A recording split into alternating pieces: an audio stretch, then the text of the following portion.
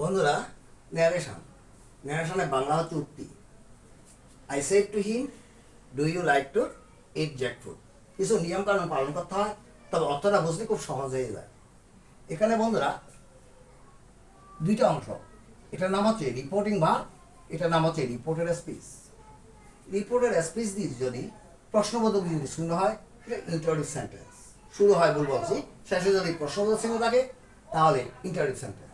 Interrogative sentence এটার বাংলা অর্থ তোমাকে প্রথমে যদি অক্সিলারি ভার্ব থাকে তার উত্তর হাবা না দিয়ে পাওয়া যায়। বন্ধুরা, ন্যারেশনের বাংলা হচ্ছে উক্তি।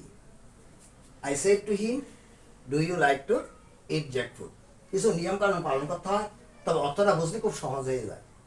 এখানে বন্ধুরা দুইটা অংশ, এটার নাম হচ্ছে রিপোর্টিং ভার্ব, এটার নাম হচ্ছে রিপোর্টেড স্পিচ। রিপোর্টেড স্পিচ দিয়ে যদি প্রশ্নবোধক যদি শূন্য হয়, এটা ইন্টারোগেটিভ সেন্টেন্স। শুরু হয় ভুল বলছি, শেষে যদি প্রশ্নবোধক চিহ্ন থাকে তাহলে ইন্টারোগেটিভ সেন্টেন্স। ইন্টারোগেটিভ সেন্টেন্স এটার বাংলা অর্থ তোমাকে প্রথমে যদি অক্সিলারি ভার্ব থাকে তার উত্তর হাবা না দিয়ে পাওয়া যায়। You said to me, why are you absent.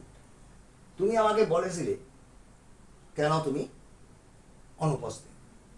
এখানে একটা রহস্য আছে, সেটা উপস্থিত অসুস্থ ছিলাম বা অন্য কাউকে দেখতে গেছিলাম বা কোনো সমস্যা ছিল, এই ধরনের। উত্তর হা বা না দিয়ে পাওয়া যায় না। উত্তর হা বা না দিয়ে পাওয়া না গেলে কনজাংশন ইফ বা হয়ে তার বসবে না।